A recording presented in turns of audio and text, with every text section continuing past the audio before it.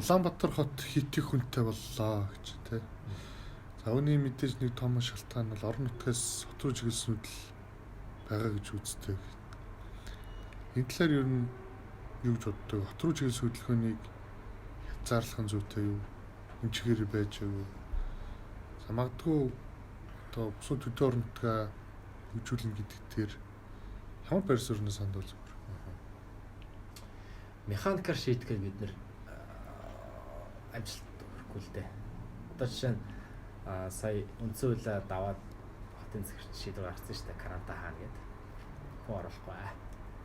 Хуу оруулахгүй гэдэг нь яг тэ зөвөр бүртгэхгүй л гэдэг санаал тэгнээс орж иж байгаа шүү дээ. Орж ирээл одоо машинаа ингээд бариад явж байгаа. Тэгэхээр тэр бол айгүй тийм механик арга ятсан л шийдвэр гэж би дотор боддог. Тэгэхээр яагаад энэ хот руу хүмүүс нүгэд байгаа юм бэ гэдэг асуултын хариултыг бид нар судлаад үзэх хэрэгтэй. Тэгээд би одоогийн байдлаар зүгээр одоо сонссон мэдээлүүд болоод одоо ажилсан дээр дүгнээд хэлэхэд тэр нүгэд байгаа шалтгаан амжиргаа байдаг. Тэгэхээр тэр амжиргаагаа хөөсөн хүн бол өсөөгүй малаа зараад 170-аас он малаа зараад хот руу нүгье гэдэг байдлаар ирээл гэрээ ороод захаар ингээл хашаатгаал гэрээ барьчихж байгаа юм. Тэгэхээр тэр амжиргаа яагаад байхгүй болчихвол гэдэг асуудал байна. Тэгэхээр эргээд миний түрүүний ярьдаг тэр суур эдийн засаг тэр хөдөө орон нутгад нь яагаад байхгүй тэрийг нь бүрдүүлж болохгүй юм гэдэг шийдлүүд өдр очих хэрэгтэй болчихно байна л да. Тэгэхээр тэр бэлчээрийн мал аж ахуй суурилсан тэр эдийн засгийн хөдөө тэр сумдууд нь өсөөгүй бид нар тэрийг бүрдүүлэх хэрэгтэй. Малчуу маллал маллах хэрэгтэй. Харин тэр малаа малж яхад нь тэрийг дэмждэг тэр тогтолцоо механизм ажиллаж байдаг. Одоо магадгүй тэр одоо хоноо одоо тий нэг өдөр одоо ингээд ямаага санаад хоноо иргаад ингээд байж хат нь ирээд тэр ноосны олгыг авчдаг. Тэр механизм байж байгаа юм байна. Тэгэхгүй одоо яаж юм гэхэлээ тэр малчин хүн чинь өөрөө нэг портер удаж аваад портер дээр ноосоо аач, ноолор аач, сүг аач, мах аач гэдэг ингээд ойрхон одоо сумын төгсөл аймаг руу явж байгаа байхгүй. Тэгэхгүйгээр нийтийн тогтолцоогоор тухайн одоо хөдөө байгаа бүх малчдын байгаа газарт нь очиж тойроод очиж авчдаг тийм тогтолцоог бид нар яагаад хийх болов? Дээр бид нарт юм байсан шин. Тэгээд тэрийг нь төлрөөд авчлаар нөгөө нэг хүн үүрээд эзүүрээд байгаа сум дээр чинь тэр анхан шатны одоо тэр одоо болцоотой тэр одоо юу гэдэг боловсруулах тэр одоо хөнгөн үлддэг байж яадаг. Тэгээд тэрийг боловсруулаад урт хугацаанд хадгалж болох хэмжээнд болохоо тэгээд дараагийн шатны боловсруулалт том хот сургууль газрууд дамжиж явдаг чинь тээвэрлэл дээр явж байгаа. Тэр маш том тэр тээвэр логистикийн цогц тогтолцоо ажиллах хэрэгтэй байна. Ингээд хөгжүүлэх хэрэгтэй байна. Тэгэх юм бол малчид хөдөөний амжиргаатай орлоготой тэгээд хаашиг гэх болцоод. Тэгэхгүй болохоор одоо үнэхээр малчид бол үнэхээр баргаар байна шүү дээ. Үнэхээр баргаар байна. Ачаал хэдэн хэмжээд жоохон махаа өгөх, жоохон ноолороо гэдэг бол гэл. Тэгэхээр энэ нөхцөл байдлыг бид нэр халах үйл ажиллагаа хийж Улаанбаатар хотын хэд төвлөрөлт сар. Тэрнээс шүүн өндөр зүгээр нэг тагтал гаргаад захирамж гаргаад бүртгэхгүй чамаа гэдэг ингээс болоо болохгүй. Гэт энэ нүдэ үр дүн байхгүй гэсэн. Өсөөсгөө орж ирж байгаа. Завхан гэдэг машинтай дугаартаагаал хот дотор таксидаа л явж байгаа штэ. Тийм үстэй.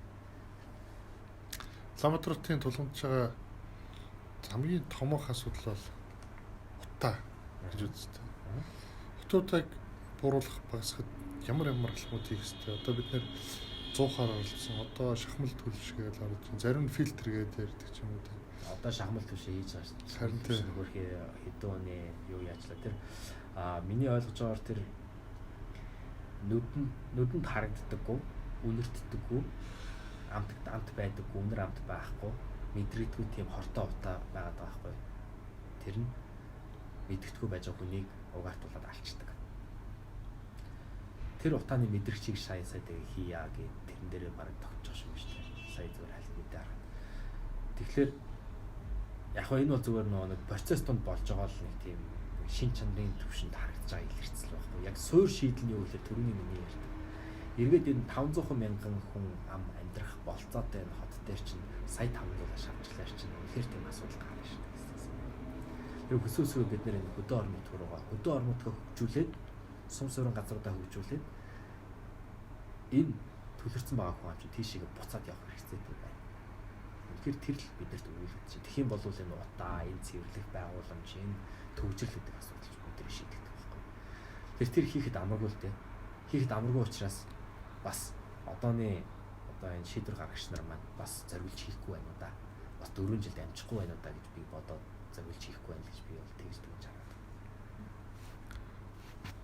За яг хуу 500 мянган хүн амтай болчих юм бол утаа шийдэх нэг хөлбөр байж болоо. Хэрвээ тэхгүй тохиолдолд одоо шийдэх арга зам байна уу? Жон суур.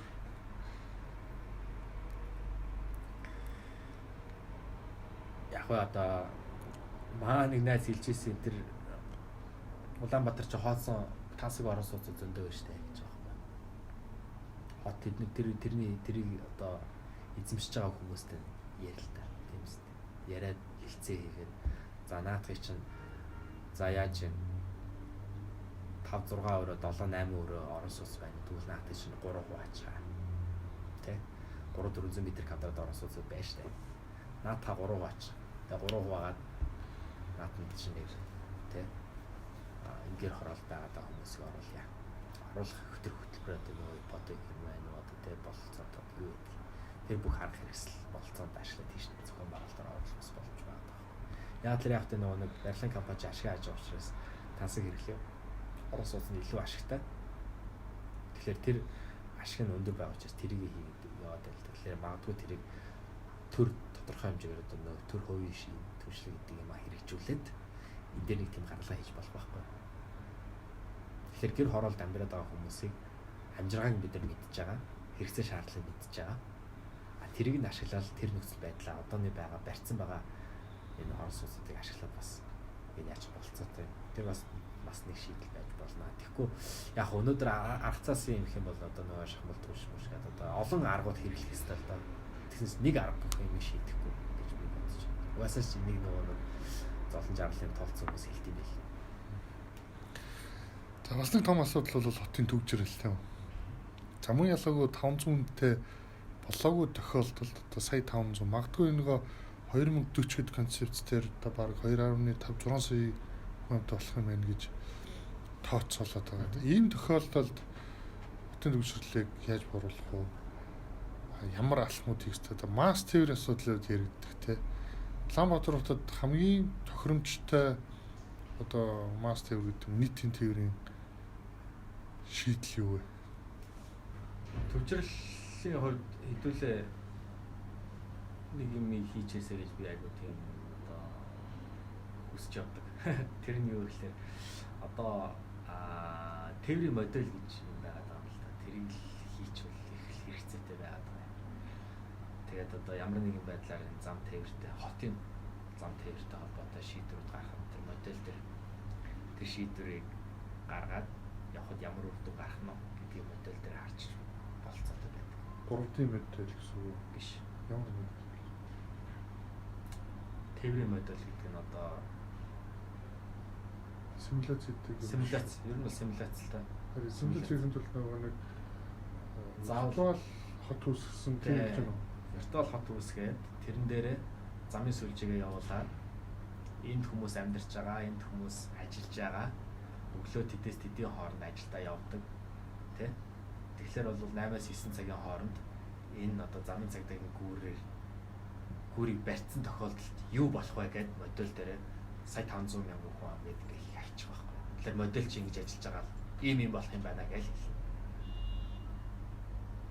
Одоо яг энэ төр зурагч модель чинь хэдийн энийг хятадаас зээл авч яагаад бид нэр авцсан байх болцоотой энэ дарга нар энэ талаар мэдэх болцоотой байсан баггүй модельт байсан бол ой дарга энэ ингийн байж тээ гэж яг тэр төлөвч хүмүүс баггүй тийм тийм үүрэгтэй шүү дээ. А тех мөндөр болцоогүй байгаа учраас яг тэ өнөөдөр байгаа хүмүүсийг би буруутгах гээгүй. Гэхдээ тийм нэг хийх хэрэгцээ хийхгүй байгаа учраас одооны байгаа одоо нэг болцоогоор л гаргаж ирж тавьж байгаа зүйлсүүд нь одоо зөв шийдвэр гаргахад нь бүрэн дэмжлэг үзүүлж чадахгүй байгаа гэж би харах гэдэг байна. Тэгэд энэ симуляц хийдэг програм болвол нийслэл дээр байдгүй байдаг. байна. Замын хөдөлгөөний удирдлагын төвд хоёулаа байж байгаа. Хоёр төвшөнд хийдэг байхгүй макроны микро. Тэгэхээр макро төвшөнд нь энэ замын хөдөлгөөний тэр сүлжээг нь хийгээд төлөвлөөд бүгдийг гаргаад энд юм бүр барих гэж байгаамаа гэдэг энэ програмыг бүрэн хийх болцоотой одоо мэрэгчлэнгүүд ганц хоёр бэлтгэгдсэн байдаг. Бүр анх энэ яг энэ програм нь бол энэ гадны байгууллагын тусламжаар хөтлөж авч ирсэн. Тэгээд хүмүүс сурч байсан тэр хүмүүс нь өөр газар ажилд орсон. Тэгээд тэрийг хэрэглэж чаддаг байгаагүй 90 сайдаас сурсан хэдэн хүмүүс байсан. Сүүлдээ сургалт зохион байгуулсан. Тэгээд нөгөө хүмүүс нь одоо яг тэр чиглэлээр бас ажиллаж байгаа юм бол бас хэцүү. Тэгэхээр нөгөө болсон хүчний асуудал руу бас явж байгаа байхгүй. Нөгөө нэг бас залгамж халаа гэх мэтчлийн асуудал байна. Тэнд байна. Ашиглаж гэнэ үгүй. Ашиглахын тулд бид нар яах вэ гэдэг жоох гацсан байна л да. Тэгэхээр тэр модулийг хий чинь тэр модуль дээр чинь бид нар за явган хүн тэдэн хувь явна, тэдэн хувь машинаар явж байгаа, тэдэн хувь автобусаар явна, тэдэн хувь дугуур явна гэдэг ингээд програмчлал өгч. Тэр чинь өөрөө тооцоолоод бид нар тэр модуль гаргадаг шүү дээ. Бид нар параметрууд олуулж. Тэр модулийг хийчих юм бол юм олон шийдвэрүүд зөв чиглэлээр чиглэж гарна да. Тэгэхгүй болохоор одоо зүгээр таамаглал энийг хийх юм бол энэ одоо юу гэдгийг нэг уулзраар нэвтрэх чадвар тэгж сайжрна. Тэм учраас нь төвжирлийг багасгана гэл ингээл нэг юм бужигнаанд булаан гэдэг байдлаар яваад байгаа юм. Тэрийг үнэхээр яг тэрийг баталсан шинжилгээ ухааны нотлохоо хаана байна гэдэг асуултыг асуув. Тэгээд дээрээс нийтийн тээврийн төлөлт сүлжээ төлөлт байна. Сүлжээ төлөлтийг бид нэр тэр модельээр бас хийж байгаа. Хүмүүс хаана амьдраад байгаа юм бэ? Өглөө хаанаас ямар хэрэгцээ шаардлага юм. За ажилдаа явж дээ. Ажилдаа явахын тулд бид нэр хэдэн цаг зарцуулж байгаа. Бүтэн цаг төвжирж байгаа. 40 минут 40-с 60 минут. Яагаад гэж цаг алдах хэрэгтэй. Магадгүй 15 минутанд явах болцоотой нийтийн тээврийн тийм шийдэж өгөх болцоотой юм гэдэг асуулт өгдөг асуулт. Тэрийн нийтийн тээврийн тэгэхээр энэ өрхийн зорчтын судалгаа гэдэг юм. Уул нь 16 онд хийжсэн. Бас гадны байгууллагууд төсөлтэй холбоотой. Тэгээд тэрийг нөгөө гүйцээж моделийн хэмжээнд хөгжүүлж чадлаггүй. Одоо олон нөлөөлөх хүчин зүйлсээс болоод дуусгаж чадаагүй байдаг. Тэрэн дээр бас би ажиллаж байсан. Тэгээд одоо хийсэн ажлаа дуусгаагүй бас миний бас хариуцлага байгаа. Гэхдээ бол тэрийг бас миний хяналтаас гараа явсан олон асуудал байсан учраас үнэхээр бол хийж дуусгаагүй. Тэр ажлыг дуусгах хэрэгтэй байна. Тийм хэрэгцээ шаардлага байна. Тэгэх юм бол төвжирлийг бид машин чинь ямар талбай шаарддаг вэ? Автобус ямар талбай шаарддаг хэрнээ хэдэн хүн тээвэрлэдэг вэ гэж ингээд бодлоо.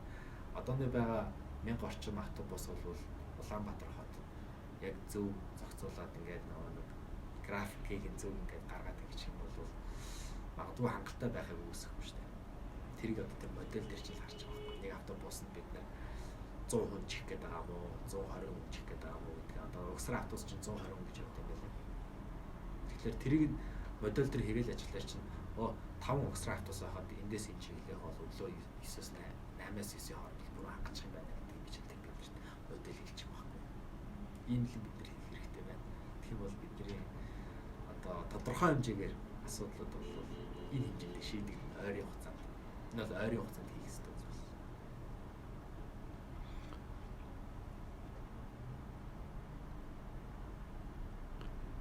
Улаанбаатарт метротой болно гэд нэглэн үзсэн те. Ер нь Улаанбаатарт метро хэрэгтэй юм уу хэрэггүй юм? Метро үнэтэй дээ. Тэгээд бид нар өөрсдөө метро шиг технологи үйлдвэрлэдэг улс биш. Тэгээд тэрийг одоо хэрэгжүүлэх юм бол тодорхой хэмжээгээр бидэрт ноу хаа хэрэгтэй.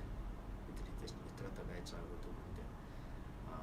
Тэгэхээр бол Хятадаас юм уу Японоос ер нь Японоос авдаг юм байл л. Тэгээд тэрийг хөдлөж авах нь ажилуулна.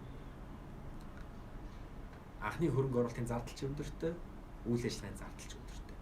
Тиймэрхүү тийм тансаг зэрэглэл юм байна. Магадгүй тэр нь яг сая хүнтэй хотод бол болох болцоотой гэж ярьдаг ч гэсэн тэрнээс хямдхан сая хүнтэй хотын асуудлыг масс транзитыг шийдэх тийм шийдэл байгаад байна л да. Цаа замын автобус байна. Хамаагүй зөв шийдэл гэж би бодож байна. Яг өнөөдөртөө цаа замын автобусаар шийдчихье. Үнэхээр дараа нь бид нар үнэхээр орлоготой мөнгөтэй тий хөгжсөн улс болох юм бол BRT-г метро болгох асуудалгүй шүү дээ. Өнөөдөр бол биднэрт BRT арай дээр бодиттой гэх юм да тий хөрсөндөө буусан шийдэл. За төмөр замын асуудал буюу одоо Улаанбаатар хотын дундуур явж байгаа төмөр зам хотыг хоёр хувааж яана гэж үздэг тий. Энэ магадгүй бүлэрлийн бас нэг шалтгаан ч гэж үздэг. Гэтэл ер нь энэ томоохон хотууд дундуур нэг том голтой байдаг тийм. Энэ магадгүй бас хотыг хоёр хувааж байгаа нэг хэлбэр байх. Гэхдээ бас гол төмөр зам хоёр өөр байх л та. Энэ тал дээр яг ямар өөр зүйл байгаа вэ? За Гачааны төмөр замыг одоо богдуулын урдуур хийгээд ер нь төлөвлөгдсөн байдаг тийм. Энэ тал дээр энэ ер нь төмөр зам төвжирлийн болон хотыг хоёр хувааж байгаа асуудал юм уу? Үнэхээр хоёр хуваачиж байгаа. Ганц төмөр зам хуваах. Игтайны өргөнчлөнд өөрөө хуваадаг. Игтайны өргөнчлөнөөс өмнө урд тал, игтайны өргөнчлөнөөс хойд тал гээд хоёр хэсэгт хувааж байгаа.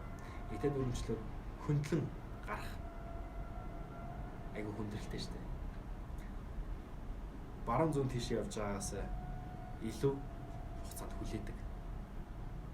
Тэгэхээр тусгаарлаж байгаа бол тусгаарлаж ер нь төмөр замтаа нэлээд хоёр юм гурван хэсэгт л байгаа юм л да. Игтайны өргөнчлөөс хойш, игтайны өргөнчлөөс төмөр зам хүртэл төмөр замаас урагш гэх.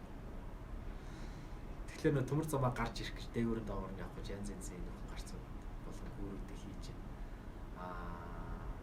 Яг нь голтой бол тусгаарлаж байгаа гэдгээр ижилхэн. Тэгтээ бол одоо жишээ нь Америкийн Чикаго хот бол тэр голоороо бол өчнөө гүр барьсан баг. Болог болмоор гүртэй байна шүү дээ. Тэр шиг бид нэр гүр барих хэрэгтэй. Тэгтээ гүр барихтаа нөгөө нэг модель дээр яагаад за ингээд гүр барьчих бол Улаанбаатар хотын хөдөлгөөн яах вэ гэж үзэх хэрэгтэй. Тэгээ манай нөгөө нэг юунд чинь бас манай нөгөө нэг ерөнхий Улаанбаатар хотын хэв маяг чинь нөгөө нэг юм супер блок гэдэг зохион байгуулалтаа шүү дээ. Тийм ээ. Тэгэхээр нөгөө нэг баруунд байдаг тэр нөгөө нэг өнцгөөс нөгөө өнцгт нь хүртэл явгаа алхахад 40-45 секунд зарцуулдаг биш. Бараг минут биш ээ 2 минут шахуу явж ээж нэг өнцгөөс одоо гэдэг ихтлгүүрийн тэр уулзуураас 40,000 таяатай болж байгаа. Тэгэхээр энэ нөгөө нэг өөрөө том учраас голоор нэг юм яах бас зам хэрэгтэй байгаад байдаг. Тижээж нэг үүшгэн өгөх гэдэг. Төвчрэл замын сүлжээ илүү сайжрах гэдэг. Тэгэхээр зам барьж болохгүй, зам бариул одоо баруунд яаж гэхээр зам бариал байвал төвчрэл нэмэгдээл гэж ярьж байгаа байхгүй. Гэтэл Монголд төвчрэл яа нэмэгч гэхээр замын сүлжээ бас бага байгаад байгаа юм. Тэгэхээр зам нэмж барих нь зүйтэй. Гэхдээ автомашиныхын хэрэглээгээ бас бид нар бууруулах ёстой. Бууруулахын тулд нийтийн тээврийг хөгжүүлэх ёстой. Нийтийн тээврийг хөгжүүлэхийн тулд нийтийн тээврийн чиглэлийн төлөвлөлтийг сайжруулах хэрэгтэй. Улаанбаатар хот гэр орооллын бүс арийн өгтэй те. За зарим хүмүүс бол гэр ороол гэж ярихаар эмзэглэж ханддаг. Зарим нь бол энэ бол ерөөсөө Монгол улсаас одоо чиний магадгүй 100 200 жил болсон ч гэсэн нэг устж өгөх болохгүй тийм хэлбэрч гэж үздэг те. Зарим нь ярихаар чинь нөгөө нүүдлийн соёлын хэрэгжлийн юм учраас хотод байх нь зохимж үздэг. Энэ тал дээр ер нь ямар бодолтой вэ? Улаанбаатар хот ер нь гэр ороолтой байх юм уу байхгүй? Би бол гэр хорооллыг бол 100% хүлээн зөвшөөрөх хэрэгтэй гэж бодож байна. Бид нар хүлээн зөвшөөрөөд ерөнхий төлөвөнд оролцсон шүү дээ. Яг энэ чигээрээ яг энэ юугаар бол явах хэрэгтэй. Хүлээн зөвшөөрөнд байлгах хэрэгтэй. Монгол хот гэдгийн тийм юник өөрийн гэсэн онцлогийг бүрдүүлж байгаа нэг хэв шинж бол гэр хороол байгаад байгаа. Гэхдээ одооных шиг юм бага биш. Тийм гой хөгжсөн одоо тэ гудамжаар нь ногоон байгууламжтай. Одоо нэгдсэн одоо тийм одоо юу гэдгийг нэг тийм гоё гэр хороол байх хэрэгтэй. Одоо бол үнэндээ хөөрхий тухайн хашаа нээзэн хэр орлоготой байна. Тэдний чинээрээ тэр яг илэрсэн хашаа дээр харагдаад байгаа айгуу тийм баа харагдаад байна шүү дээ хөөрхий. Тэгээд тэр амжиргааны түвшингээс нь хамаарч тэр одоо гэр хорооллын үзэмж шууд хамаарат байгаа байхгүй. Хамгийн түрүүнд тухайн байшингаа сайжруулж байна. Байшингаа сайжруулсны дараа хашаага янзлуул гол тэгэл нөгөө нэг юм дэлгэсэн хашаа явуулдаг байхгүй. Тэгээд гэр хорооллыг бид нэр байлгах хэрэгтэй. Хүсэн үсгүй нь бидний түүх байна. Хүсэн үсгүй бидний бас үг боломжтой байгаад байгаа байхгүй. Гэрт амьдарч байсан шүү дээ бид нар тий. Тэр нь одооны хот суурин газарт яаж бас уйлдэж амьдарч байна. Бас бид нар чинь тийм дэлхийд байхгүй нэг тийм юм гаргаад ирсэн байхгүй. Гэр байж байдаг. Хажууд нэг 20 хэдэн давхраа шилэн байшин байж байдаг. Тэг яг бас тийм гоё хослол байгаа байхгүй. Тэгэхээр энийг хүлээн зөвшөөрөл харин жоох муухай харагдаад байвал магадгүй тэр нь гоё болох хөгжүүлэх талаас. Тийм л одоо төсөл хөтөлбөрт хэрэгжүүлэх хэрэгтэй байх та. Хатуулан шинэ оюун хаягдлын асуудал, Улаанбаатарын оюуны асуудлын нэг томоохон одоо асуудал те. Бохор. Одоо хатуулан шинэ оюун хаягдл гэдэг чинь хогч байна. Бохорч хэлнэ те. Хатуу хаягдл гэдэг чинь нөгөө одоо байгаа замбараг бол хог хаягдлууд аль аль нь. Хогийн менежментийн талаар Улаанбаатар хот ямар арга хэмжээ авах нь зүйтэй вэ? Жишээ нь хатуугийн хаягдлыг ялгаж хаях эсвэл цагаар хаях тий цагийн өөрөөр хаях талаар бас гадны жишээнүүд байдаг. За нөгөө талаас бас зарим хүмүүсүүд ангилахгүйгээр хайчаад дахин боловсруулах үйлдвэрт одоо нэг бол англи нэг бол бүгдийг нийлүүлж бас шатаадаг тийм технологи байдаг ч гэдэг зарим яриад байгаа шүү. Тэгээ энэ дээр ямар шийдэл байвал зүгээр юм гэж боддог. Хатуу хог хаягдл яг хоёр талд байгаа чинь нэг нь болохоор хатуу хог хаягдл одоо бид нэр одоо хогийн савнд хийдэг хог тийм. Нөгөөх нь бидний нөгөө жорлон татхад явдаг ус юм чинь шүү дээ. Бохор гэж ариу дотор гарч явж байгаа цэвэрлэг авч чинь тийм. Хатуу хаягдлыг бол шийдсэн гоё шийдэл байна.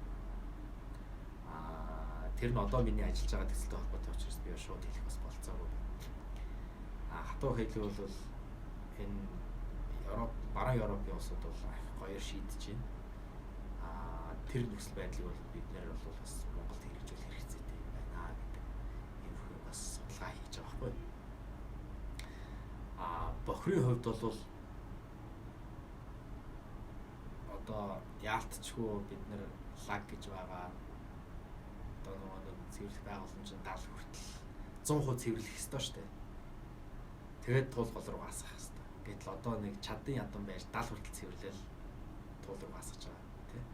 Тэгэхээр энийг нэг яагаад ийм хэмжээнд төрчих. Тэгээд энэ чинь бүр зөвхөн хүн амынхын 40% нь л ашиглаж байгаа усан тийм байгаа байхгүй юу. Нөгөө нэг 60% нь ороод ирэл бүр балархаж байгаа дэлбэг шүү дээ. Одоос бүр тэний чи өргөжүүлийг одоо яах вэ төсөв хэрэгжиж байна л та. Гэхдээ би болж өгвөл ийм том хөрөнгө оруулалт хийхээсээ илүү нөгөө нэг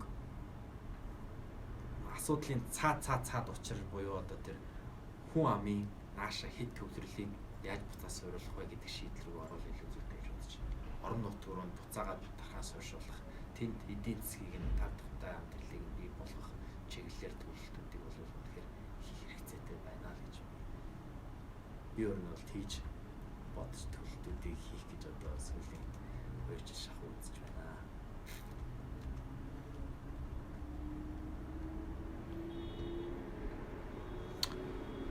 Улаанбаатар хотын одоо бүсчлийн замраг байдал алдагдсан гэж үздэг тийм.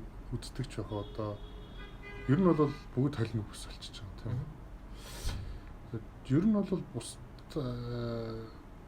газрууд шиг ингээд орон сууцны болон үйлдвэр ингэж одоо дахиж бүсчлээд одоо бас нэг тодорхой нэг эмгэгтэл хийх хэрэгтэй юу. Одоо нөө сүүлийн чиг хандлах гээд байгаа холимог бүс чи ер нь баг төгс утгаараа Улаанбаатар болчиход байгаа юм шүү. Нөө хэрэгцээ шаардлагаасаа үүдээд нөө журам холимог бүсийг чинь нөлөөлөн шөрөх журам борон хүлээлгүйгээр хэдийн бод амьдрал дээр хэрэгжчихсэн байхгүй. 40-50 мянга ч яг тэгсэн шүү дээ. Анх чи ямар ч үйлчлэгээ за яг жоон доошоо нэг явж ороод нэг ном зардаг номын дэлгүүрүүд л их дэлгүүрийн хажуудлын тэр нэг доошоо ордог бодвол байсан санагдаж байна. Тэгэл эхэлсэн шүү дээ. Тэгэл нэг давхруу чинь бүгдээрээ үйлчлэгээ болоод тэр үед чинь нэг тэгээд нэг одоо бүсчил яриад том юм яриаггүй хамгийн гол нь тэр нэг бизнес хийх хэрэгцээ шаардлагатай нэг бизнесмен байсан. Тэгээ очоод ингээл аваад дэлгүүр хөшөө нэг үйлчлэгээний кофе шоп нэг ингээл явчихж байгаа байхгүй. Тэгэхээр тэр бол хүсээ би Америкт тэр mix zone гэж юм дуулчаад бодсон чинь наадах чи идэм манай Монголд. Тэгээ наадах чи ойлгохоос илүү зүгээр эдийн засгийн шаардлагаар хийцэн юм байна л гэдэг би тэгвэл төгөлдөөсөн. Харин энийг одоо харин яах ёстой вэ гэхээр магадгүй жоохон албажуулаад тэгээд нөгөө нэг шинэ одоо шинэ гэж одоо баг бүгдээрээ шинүүд нэгээс 4 давхар 5 давхар баг үйлчлэгээ байгаа таа хэвээр. Тэр энэ баг эдийн засгийн яваараа баг хийгдсэн байгаа. Тэгэхээр бол бид нэх бас тэгж яадаг алдсан бас биш л байна. За энэ орон сууцнаас өөр юу ч байхгүй гэдгийг бас хийхгүй шүү дээ. Одоо манай хотхон төлөвлөлт хийж байгаа байглаа төлөвлөлтөд developer компаниуд бол тийм хөгжүүлэгч компаниуд хотын төлөвлөлтөд тэмхэн бас нэг үйлчлэгээ бас хийгээд байгаа байхгүй. Яг энэ бол зонингийн асуудал тийм. Зонин дээр зонтой зонгууд тийм хийчихэд байгаа байхгүй. Холимгийг хийгээд яваа. Зон дээр чинь 2-3 юм бичигдээд байгаа шүү дээ. Нэгдүгээрт бол зориултын хувьд бол нөгөө орон сууц холимог гэдэг чинь зориултын хувьд нэг land use талаас тийм үү. За нөгөөх нь болохоор нөгөө барилгачих улаан шугам давхрын өндөр нэгтгэлийн тухай асуудлыг бас зонингийн одоо юун дээр тавьж өгдөг тийм үү. Тэр нь нэгэсэндээ зөрчигдсөн. За mixed use нь бол юу яа одоо зөв утгаараа тодорхойлогдсон боловч замын болон барилгын улаан шугам ногоон байгууллагын нэгтгэлийн тухай асуудал нь болохоор бүр одоо зөрчигдөх гэхээс илүү бүр шал өөрлөсөн. Одоо энэ дэр дахин тийм зонинг юм хийх шаардлагатай юу эсвэл би юу шаардлагатай гэж байна. Тэр утгаараа хийх хэрэгтэй. Би нөгөө mix zone гэдэг дээр л илүү ач холбогдлогоо сайн ярьчлаа л да. Тэр утгаараа бол үнэхээр бид нэг хийж авах хэрэгтэй. Хэрэгтэй. Яагаад вэ гэхээр одоо бол тэр жоохон задгаал яваад байгаа л да. Тэгээд энийг анхны тэр төвшөнд тэр таны сая дурддаг тэр зохицуултыг хийчихэд тэгээд дараа нь одоо миний төрөний дурддаг тэр одоо хүн амыг одоо тэр эрүүл хүнсээр хангах гэдэг шинэ эрүүл хүнсээр хангах тэр одоо зохицуултыг тэр шиг өөр бус зохицуултуудыг бас хийж болох болцоод байгаа. Тэгэхээр энэ тийм гоё арга хэрэгсэл байгаа. Дөрвөн журам бүрдүүлэх гэдэг чинь эсвэл хөшүүр санхүүгийн хөшүүр гэж ярьдаг шүү дээ. Энэ хөшөөд ингээд илүү өгөж авчрах гэдэг чинь. Ер нь энэ зонинг гэдгийг яг ямар төлөвлөлтийн шатнд хийдэг. Зонын төлөвлөлтийг яг ямар төлөвлөлт гэдэг. Эсвэл ямар төлөвлөлтийн дотор ордог. Тэгээ ажлын нэг хэсэг байдаг. Би бол төлөвлөлтийн бүх шатны зоныг явуулж бодож байна. Түр анхных нь жишээ. Анхнаас нь. Би бол ингэж хэлгээд байна. Хотыг за төсөөл хотыг анх шинээр байгуулахад энд нь mix zone байна. Энд нь тийм үлдэг байна. Гэдэг ингэ бүсчилчлээ шүү дээ. Тэгэнгүүтээ тэр ингээд ихний одоо жишээ байна тийм ээ. Дараа нь яаж ирэхлээр нөө хот чинь баригдчихлаа. Тэнгүүд баригдаад тэнгүүд энд нэг орон сууцнд амьдарч байгаа байцгаа би энийг үйлчлэгээ болмоор байна. Zoning variation нэрлэдэг юм байлаа баг. Хүсэлт гаргаад тухайн орон сууцны юугаа хөнгөн үйлдвэр ч юм уу те эсвэл арилжаа бизнесийн те бүс болгодог ч юм уу. Эсвэл одоо юу гэдгийг тэг үйлчлэгээ тий иймэрхүү байдал руу хөрвүүлээд ингээ явах процесс нь бас л тэн дээр төлөлт хийгдээд байгаа байхгүй. Яг гэвэл тэр чинь нөгөө яг зоник мапа гаргаад харахлаар чинь тэр чинь бол урд нь орон сууцны шар өнгөтэй тэмдэглэл гэдэг байсан бол шарын нэг хэсэг нь улаан болоод үйлдвэрийн бүс болол явж штэ. Эсвэл хөнгөн үйлдвэрийн бүс гэдэг ч юм уу тий. Тэгэхээр эсвэл холимог гэдэг ч юм.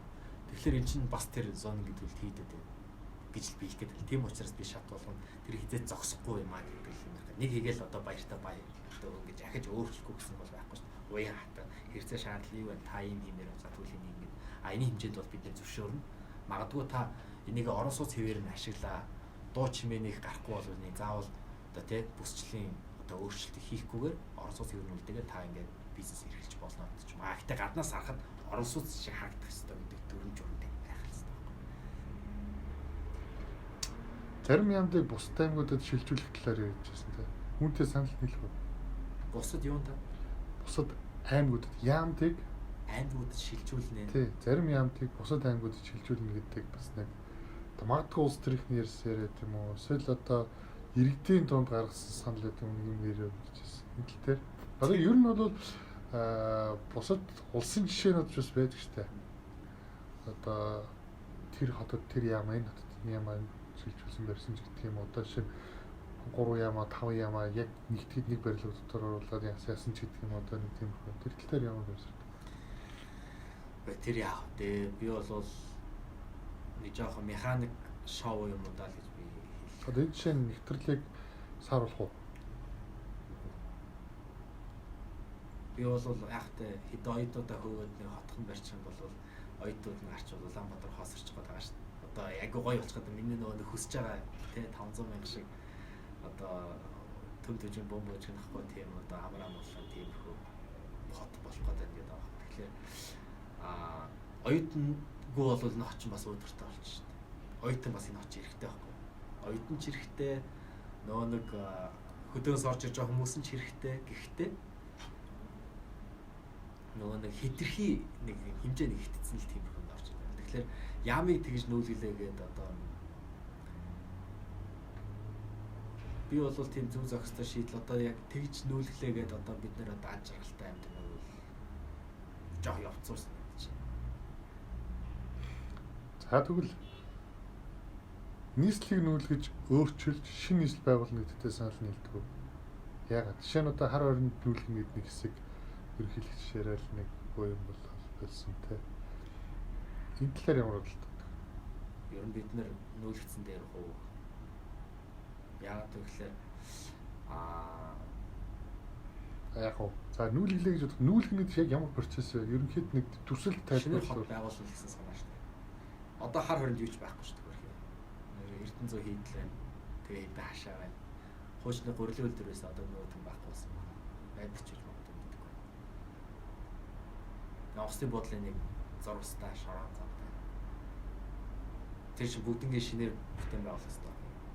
Хар хорин хот гээд одоо Монгол улсын нийслэл гээд барьж байгуулах ёстой гэж би юу. Ер нь нүүлэх хэрэгтэй. Нүүлгэлээгээд Улаанбаатар хотын ганцхан асуудал чинь улсын асуудал байна. Тэгэхээр одоо юу гэх юм бэ? Ямар процесс болох ёстой гэж байна шүү дээ. Миний үдийг гэх ёстой. Барилга байшингууд угаасаа энд үлдгээр бол тэнд шинээр барилга байшингууд барьж таа тийм ээ. Тэгэхээр бол бүтэц юугаараа бол тэнд өсөөсөө хүмүүс тодорхой хэмжээнд нүүж очиж шаардлагатай болно. Гэхдээ энд байгаа хүмүүс чинь хэмжээнд үлдэх байхгүй. Энд байгаа бизнесүүд хэмжээнд үлдэж байгаа. Тэртээ дэргүү тэр техникийн хөгжөөд ачна тэр бүх юмуудыг шууд Улаанбаатар хар хорны хооронд бүржүүлээд ашиглах болсон. Харин энэ хоёр хотоо одоо хамгийн орчин үеийн дэвшилтэд одоо юугаар тээврийн тэм шийдээр холбох хэрэгтэй. Шанхай улдын үед урдны зам, урдны галтрын гэдэг ч юм те. Ийм хүмүүс холбож иж энэ хоёр хот чинь одоо хөгжих хэрэгтэй байхгүй. Одоо дархны зам барьж байгаа чинь бас тийм шилдэг байна шүү дээ. Эрдэнэ рүү бас шууд явж болдог. Заавал дархнаа дамжиж явдаг ч юм. Энэ чинь аягүй цаг алддаг. Тэгэхээр шууд тийм боломж байна гэдэг чинь одоо юу гэдгийг тэгэхээр хурдны галтргээр бол магадгүй хараар нь лөө одоо чинь 3 цаг явж байгаа. 2 цаг чинь 3 цаг. Хэдэн километр үү 330 гэдэг лөө. Тэр чинь 3-4 цаг таггүй шүү дээ. Магадгүй цагийн дотор магадгүй 30-40 минутын дотор ордог. Тэгэх юм бол нөхцөл шал өөр болно шүү дээ. Би өнөөдөр 120-аас талбай хүртэл 40 минут төвжирж байгаа тэр хугацаанд би хар орон орвол магадгүй би хар оронд ажилтаа байж болно шүү дээ. Улаанбаатарт амьдардаг.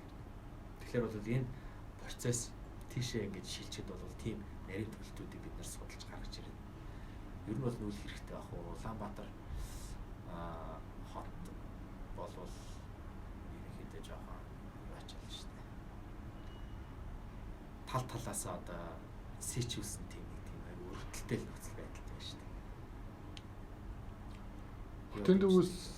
Хотын дүүс ихтэй сургуулиудыг гаргах нь зөв. За нүүлэх бол хаа нүүлэх нь тохиромжтой вэ? Бисээ баг ярьсан да тий. Нүүлэх дими гэж үзсэн үү? Одоо ихтэй сургуулиудыг дими. Ерөөсөө юу? Байж исэн дээр шүү дээ. Улаанбаатар хотод тийм бас судлаа шинжилгээ хийх хэрэгтэй байгаа байхгүй. А гэхдээ яг хөтэ нөгөө нэг оюутнууд ад үзэл бид нар юугаад байна л да. Өдөөнөөс оюутнууд ирж байгаа энэ оюутнууд ирэхлээр хотыг хэцүү болгож байна. Тийм учраас оюутнуудын урсгалыг агнуур руу явуулчихъя гэдэг иймэрхүү юм дээр яваад тах шиг байна. Тэгэхээр миний бодлоор бидэрт оюутан хэрэгтэй шүү дээ. Оюутан чинь тодорхой хэмжээгээр манай нөгөө залуу хүн амын дийлэнх хувийг эзэлж байгаа байхгүй. Зарим хэсэг нь бүр өөр даймын төвөдөд ингээд солбос салбараар нь ингээд хөгжүүлэх гэсэн санаа хэлдэг юм лээ. Намайдгүй байж болох л тэр мэдээж санаанууд шүү дээ. Аль нь зөв буруу гэдгийг би хэлж мэдэхгүй. Гэхдээ миний бодлоор бол Улаанбаатар хотод бол ихтэй сургуулиудын ядаж салбарууд нь байх хэрэгтэй. Төв нүүд юм ах салбар нь байх хэрэгтэй. Бидэрт оюутан залуу тийм үе хэрэгтэй. Тэгэхгүй бөө өвөө эмээ нэр цэцэрлэг яслын хүүхдүүд байх юм. Тийм үстэй. Залуу үе бидэрт хэрэгтэй гэж бодож байна. Хотын даацын тухай юу гэж бодож байна? Ер нь хотын даац гэж яг юу гэлж байна? Хот даацтай мó даац юм. Жишээ нь Улаанбаатар хотын даац хэтэрсэн үү? Юуны даац хэтэрсэн? За даац хэтэрсэн байлаа гэж бодоход тэрийг даалгах боломж байдаг юм уу? Одоо жишээ нь даацтай холбоотой ирэхээр ер нь бол хүн амын нэвтрэлтэй холбоотой асуудал өндөгдөг тийм. За Монгол биш. Ер нь Улаанбаатар хот бол тийм нэвтрэл өндөртэй хотын тоонд бол ордоггүй юм шиг байгаа. Нэвтрэл өндөртэй хотууд байна. Тэд нэр даагаад байгаад байна уу? Энэ талаар ер нь ямар хэлтэй? Дид үтц. Яг нэвтрүүлэх хэрэгцээ шаардлага байна уу гэхээр дид үтцийн хөрөнгө оруулалт болоод тэр дид үтцийн ашиглалтын зардлууд байдаг. А тараад амьдрах юм бол тараад амьдарч байгаа бүх хүмүүст тэр дид үтцээ хүргээл гэдэг л шаардлагыг тавьдаг. Тиймэрхүү л одоо газар штэ хот гэдэг юм чинь. Хэрвээ тараад амьдарч байгаа юм бол хэрвээ 60% амаа тэр хороолт амьдруулмаар байгаа юм бол тэр 60% хувьдаа тэр цэвэр усыг тэр бохирын тэр одоо дулааны бүгдийг хангаж өгөх ёстой гэдэг шаардлагыг тавьж байгаа байхгүй хот гэдэг юм чинь хот гэдэг концепц чинь өөрөө. Тэгэхээр тэрийг хангахын тулд нөгөө нийслэл чинь өөрийнхөө төсөв хөрөнгөөр хийх хөвглөөр тэр бол хязгаарч боломжгүй.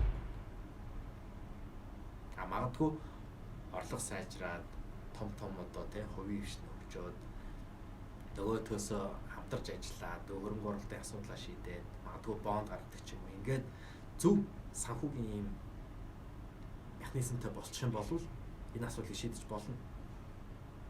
Сая 500,000 хүнд бол хангалттай дэвгүүц сайхан амьдрах болцоог хийж болно. Гэхдээ одоо нөгөө засаглалын хувьд бид нэр арай тэгж хөгжиж амжаагүй юм шиг байна.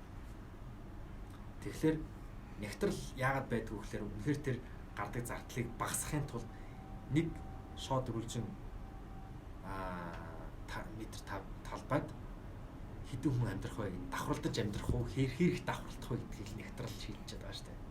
А давхарлаж амьдрахтай холбогдлуулаад тэр их одоо 1000 хүний байрлалд байлаа гэж бодоход тэр 1000 хүн зориулсан тээвэр нь яах юм бэ? Орж гарах тээвэр нь яах юм бэ? Бүгдээр 1000 машин амьдарч ирэх юм уу?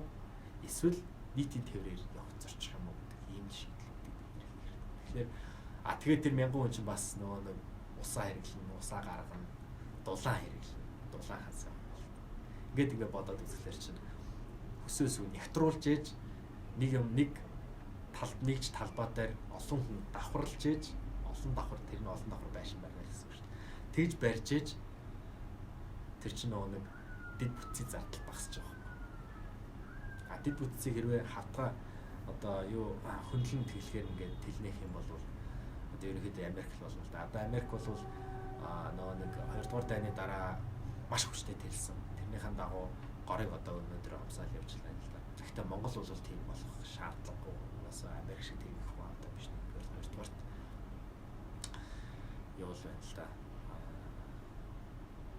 Америк шиг тийм сайхан одоо хаус бүгдээр амьдарч бол гэр хороолоо хаус орол болчих байхгүй. Гэхдээ тэрийг маш гоё орчин үеийн шийдэлтэй дээрээ одоо тэг юу гэдгийг гэр суудсан байж байгаа ч юм уу те. Тэгээ тэр доор бүх дид бүтсэн шийдсэн мэт. Янз бүрийн зургууд гаргацсан байт юм байл. Тэнд одоо архитектурууд гаргацсан. Тэгээ тиймэрхүү байдлаар гэр хороол гэдэг авч хадгалаад тэр одоо манай баг аялал жуулчлалын бас нэг чухал юм болж байгаа байхгүй үзүүрч. Монголд л ирж үзэж болно өөр газар үзэх. Иймэрхүү байдлаар бүрэн хангаад дид бүтцийг хийжид бол Монголын хотод бол болцоотой юм байна гэж би харсан. Дээрээс нь нөгөө нэг юуны Нягтралын хувьд бол бас яг ингээд Нью-Йорк шиг те. Дэлхийн бүх хүн амыг одоо 7 хэдэн тэрбум болцсон байна. За 7 гаруй тэрбум хүн амыг бүгднийг Нью-Йорк шиг ийм нягт хотод байлгая гэх юм бол Америкийн Texas мужи шүү дээ, Техас мужи. Техас мужийн тэр талбайд дүүрэн тийм Нью-Йорк шиг тийм өндөр давхартай, өндөр байшинтай тийм хот байгуулах шаардлагатай болно гэж байгаа байхгүй. Гэтэ яг нэг мужийн талбайд л ярьж. Тэгэл 7 тэрбум тийм тамир тэгээ болоо. Шаардлагатай газар нь ерөөсөө тэр. Тэгээд бусд нь ямар ч одоо амгүй шаардлагагүй гэж байгаа. Талбай. Тэр бол асар нэг талбайг одоо жинхэнэ даацын дээд хязгаарыг ингээд шахаад барьчиж байгаа бариул тийм болж байгаа гэсэн байна. Хамгийн одоо өндөр түвшинд. Харин тэрийг Монгол хүмүүс хүсэж байна уу гэдэг нь бас дараагийн түвшний асуулт байна.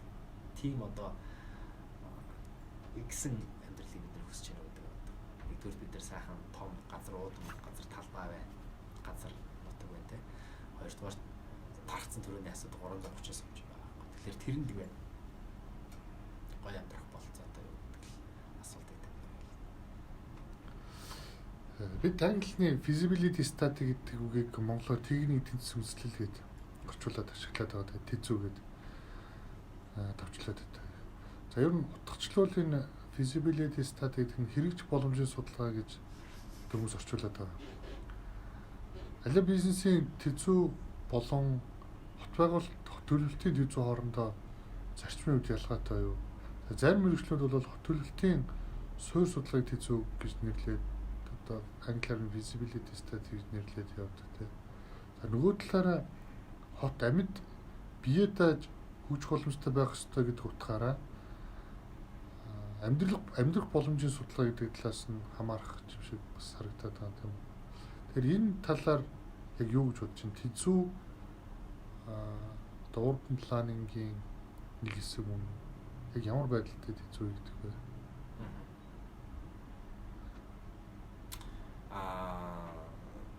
ТЭЗ гэдэг чинь англи feasibility study гэдэг хогтгон манай нөгөө хувийн хөвшилт нэг өөр тайлбарлагдаад төрийн байгууллагад бас нэг өөр тайлбарлагдаад байгаа юм шиг байна. Хувийн хвшил яаж юм гэхээр бизнес төлөвлөгөөг ТЭЗ гэдэг хогтгоноор хардаг. Төрийн байгууллага болохоор одоо нөгөө дөрөв журмын хандагаа ТЭЗ төр тийм орно гэдэг нэг юм юмар явуулчихад идэв юм шүү. Тэгэнгүүт олон улсын төрийн байгууллагуудад ажилладаг ийм байгууллагууд яаж юм гэхээр за feasibility study хийнэ гэдэг төрийн байгууллага дээр очдог. Хийх хэрэгтэй байна. Одоо энэ төслийг хэрэгжүүлэх за хэрэгжүүлээ. За тэгвэл одоо feasibility study хэрэгтэй байна. Тэгэнгүүт нөгөө хэд нь за энэ чинь тэгвэл техник эдийн засгийн үндэслэл одоо ингээд тэгэнгүүт яаж олгож юм гэхлээр тэнд ойлголтын зөрөө гарч байгаа байхгүй юу вэ гэхээр нэг нь болохоор илүү нөгөө нэг санхүүжилт эдийн засаг талаас хардаг. Нөгөөх нь болохоор тэрийг одоо иргэн төлөх чадварч гэдэг ч юм уу те. Одоо тийг зээл авах гэдэг нь шүү дээ. Зээлээр төсөл хэрэгжүүлэх гэдэг. Тэрнийхээ нөгөө иргэн төлөх бололцоо гэдгийг нь харж яхад нөгөө талаас нь ихт чинь байгаль орчинд нөлөөлж байгаа юм уу? Нөлөөлөл нь хэр их байх юм бэ? Нөлөөлж байгаа тэр нөлөөллийг яаж багасгах юм бэ байгаа бол тэгээд дээрэс нь одоо нөгөө энэ ажлыг хийхин тулд боломжтой хүчин болж гэнэ болохгүй байна. Болсон хүчийг бид нэр чадварчуулах хэрэгтэй шаардлага байна. Энийг нь яаж хэрэгжүүлэх юм бэ? Энэ болох юм болохгүй юм гэдэг. Ингээд иймэрхүү асуудал яриад тахад нөгөө талаас нь ингээд ганцхан тийм өрөөсөл. Тэгэхээр ингээд нөгөө ойлголтын зөрүүнүүд бол энэ тэнд байна. Салбар хооронд ч байна. Улс одоо юу гэдэг гадны байгууллага болоод Монгол байгууллагын хооронд ч байна. Төрийн байгууллага хувийн хвшлийн хооронд ч бас байгаа. Тэгэхээр ТЭЗ-өө зарим нь ярьчтэй, зарим feasibility study, зарим бизнес төлөвлөгөө гэх янз янз ярьж байгаа юм. Тэгэхээр одоо нөгөө нэр томьёоныхын явуулаас орч таарах байх гэхдээ ерөнхийдөө feasibility study гэдэг бол дандаа үр дүндээ энэ бол хэрэгжих болцоотой юм а гэдэг хариу гардаг тийм баримт чинь байдаг. Яг одоо барууны одоо нөхдөдийн хэлдгээр бол тэгэхээр бол хизээч нэг хэрэгжих болцоогүй гэдэг feasibility study байдаггүй. Дандаа болно гэж зардаг. Тэгэхээр манай ТЭЗ гэхлээр одоо бас яг тийм ижлэгэн бас төвшөнд бас байна уу юу тэр агуулгын хувьд тэгэл юу ч нэрлэж болж штэ өнөө цагт ч тийм үстэй. Хуулийн хэмжээнд баримтчиг боловсруулчаа тэрийг журам гэдэг өндөр батлуулчаа дараа нь хууль болгоё гэл ингээл нэг тухайн үед нэг нюансуудыг гаргаад ингээл болцоондоо тохируулаад ингээл явчихж байгаа шийдвэр бас байгаад байгаа байхгүй. Тэгэхээр хит их юу гэж нэрлэх вэ гэдэгтээ бас хаач хөлөөлгүй илүү агуулга тал руу хаач хөлөөлгөөд ойлголтоо нэгтгэх хэрэгтэй байна. Тийм л бодолд орж байна. Urban design, urban planning гэх түрүү ярьсан те. Human settlement plan, regional plan, master plan, detailed area plan, local area plan, development plan зөндөө олон төрлийн планууд байна. Ялангуяа одоо гадаадд төгсч ирсэн манай залуучууд хэрэгжилжээ. Дээрээс нь Монгол мэргэжлийн улсууд гадаад ном сурах хүчүүд уншиж байна. Энэ олон төлөвлөлтүүнтэй магадгүй төөрч гэсэн юм одоо альны дараа өмнө нь ордог төлөвлөлтийн тэмдэл дээр одоо шууд унаад цохоод гол бол төлөвлөлт энэ ингэж явна гэсэн санал байна уу? Тэмдэл дээр ямар байр суурьтай байна? Оноо цохоод одоо жишээ нь хамгийн түрүүнд ийм төлөвлөлт хийнэ. Дараа нь энийг хийн. Тэр дотроо л яг энэ орж болох юм аа. Эсвэл хамгийн сүүлд энэ төлөвлөлтийг хийж гэх юм. Одоо нэг бахан тийм юмний comprehensive plan гэсэн зүйл юм лээ. Америкийн уран стандарт тэр жишээ тий. Гэмжлээд энэ төлөвлөлтүүдийг бид яаж ойлгох зүйтэй вэ? Улсын хэмжээнд бол тэр одоо хүн амнаас суурьшлын төсөл гэж нэртэй гэхдээ тэр бол төлөвлөгөө. Хүн амын хаана яаж суурьшуулах ёстой юм бэ гэдгийг л бүх одоо мэдээлэл цуглуулж давхцуулж байгаа л тэгвэл энэ чинь тийм зорилготойгоор ийм эдийн засаг байх юм байна. Тэрийн зориулаад хэдэн хон тийм хос уран байгуулах ёстой юм байна гэдгийг л төлөвлөлтийг л бид хийх ёстой байгаа шүү дээ. Тэр бол тэр улсын төлөвлөгөө, улсын хот байгуулалтын төлөвлөгөө бол хүн амын суурьшлын ерөнхий төсөл гэж манай хууль дүрмжээр нэрлэдэг гэж би дотроо ойлгодог. Тэр бол улсын хэмжээнд тийм ээ. Тэгвэл тэнд бүс нутгийн асуудал задарч байгаа. Бүс нутгийн төсвөртэй одоо төлөвлөгөө байна уу гэж би бас хэлж мэдэхгүй байна. Би одоо амьдралдаа за одоо юу гэдэг баруун бүсийг хөгжүүлэх төлөвлөгөө гэдэг юм бол харж байгаагүй мэдэхгүй байна. Байж магадгүй. Дараагийн шатнд тиймэрхүү байх ёстой regional plan гэдэг тийм. Тэр нь одоо нөгөө нэг тухайн одоо юу гэдэг одоо шинэ баруун бүс ихт чинь баруун 5 аймагуудыг дэд бүтцээр нэгж холдно. Тэр нь эргээд энийхээ одоо тулсан хотод хот байна. Одоо хот бол тулгуур хот гэж явдаг шүү дээ. Харамсалтай тэр хийж тоодоггүй. Тэр л зориулсан хөрөнгө оруулалт хийж хийдэггүй, төлөлтийг хийж хийдэггүй. Тэгээд ийм байдал руу орсон. Тэгээд тэр төлөлт бол бас хийгдэх ёстой. Тийм баримтчиг байх ёстой. Гэхдээ одоо тэр нь бас хийгдэж яг тэр нь бол хариуцсан одоо байгууллага байдаг юм уу? Яг ямар ч бүсийн төлөвлөгөө regional plan гэж би л Монгол харж байгаагүй. Тэр бол хийх ёстой бол хийх ёстой. Тэгээд тэрнээс доор бол нөгөө хотууд орж ирнэ. Маа хот биш л дээ. Хуулиар бол Улаанбаатар ганцаархан хот босны бүгдээрээ сум шүү дээ. Сумын төв. Тэгэхээр тэр одоо аймгийн төв гэдэг албан бус нэртэй сумын төвүүдийг бид нэр бас хөгжүүлэх төр төлөвлөгөөнд дээр одоо яг төлөвлөгөө байдлаар ерөнхий төлөвлөгөө байдлаар яг тэр одоо тухайн суурин газар ороод ирэнгүүт нөгөө нэг суурин газрын хөгжлийн ерөнхий төлөвлөгөө гэдэг асуудал хөндөгдөө тэрийг нь одоо баруун талаар comprehensive plan, master plan гэдэг нэршүүдээр нэрлэдэг байгаа байхгүй. Яаж нэрлэж болно? Ялангуй л нэг юм нэрлэж байгаа. Тэр бол дандаа ерөнхий байдаг. Тэрэн дээр нэг алдаа нь яадаг вэ гэхээр илүү нөгөө соц нийгмийн үеэс гарцсан одоо давуу талч байдаг байх л та би тэрийг бол үгүйсэхгүй. Сул тал нь яадаг вэ гэхээр барилгачлалын төсөл нь ерөнхий төлөвлөгөөр яваад орчдөг. Тэнгүүд хүмүүс нь бол байдаг юм шиг. Ерөнхий байх хэвээр. Гэтэ нөгөө барилга ингээд зоох хэвээр байгаад байдаг. Хүмүүст үзүүлэхээр хүмүүс ойлгогддог. Тэгэхээр барилга зоочдөг. Тэнгүүд нөгөө барилгын төсөл юм шиг ингээд тэгээд тэр ерөнхий төлөвлөгөөнөөс ихсүүлээд нөгөө нэг хэсчилсэн ерөнхий төлөвлөгөө барилгачдын төсөлгээд ингээд тэрл дээр л ингээл холдчихд юм шиг. Тэгэхээр тэрийг холихгүй байх шаардлага яг тэ одоо магадгүй одоо тухайн архитектор за нэг ийм хэрэгсэл шаардлага байсан учраас энэ дээр барилгачдын төсөл шиг юм оруулчлаа шүү. Гэтэ энэ бол өөр шиг бүрэн болцоо тэгээд тайлбар бичгтэйгээр тийм төлөвлөгөө оруулж бас болохгүй бас болох байхгүй. За түрүүн хуулийн хэлцүүлэгтэр газар төлөвлөлтийн дараа олох төстэй гэдэг асуулт байна. Хөгжлийн ерөнхийлөгөө гэж нэг хэрэгтэй. Газар зохион байгуулалтын ерөнхийлөгөө гэж нэг хэрэгтэй. Аль нь эхлээд байх хэрэгтэй. Хөгжлийн төлөвлөгөө байх хэрэгтэй. Яг газар зохион байгуулалтын улсын хэмжээ улсын газар зохион байгуулалтын төлөвлөгөө гэдэг. Тэр чинь болвол энд бол хот байна гэдэг лимит тавьсан байгаа шүү дээ. Тийм ээ. Тэрнээс биш хотоос тийшээ юу гэх юм. Хот дотор юу болох вэ гэдгийг тэр газар зохион байгуулалтын төлөвлөгөө ерөөсөй байхгүй.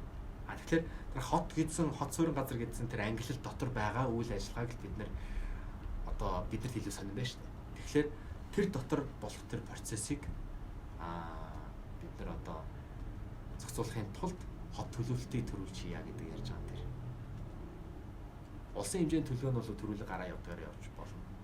Яг хот дотор суурин газар доторх газрын юундор бол өсөөгөө хөгжлийн ерөнхий төлөвлөгөө төрүүлж байж араас нь газар зохион байгуулалтын дагуу төлөв нь гараад тэрийн дагуу газар олголтын явах нь бол лог дараал явдаг гэсэн байна.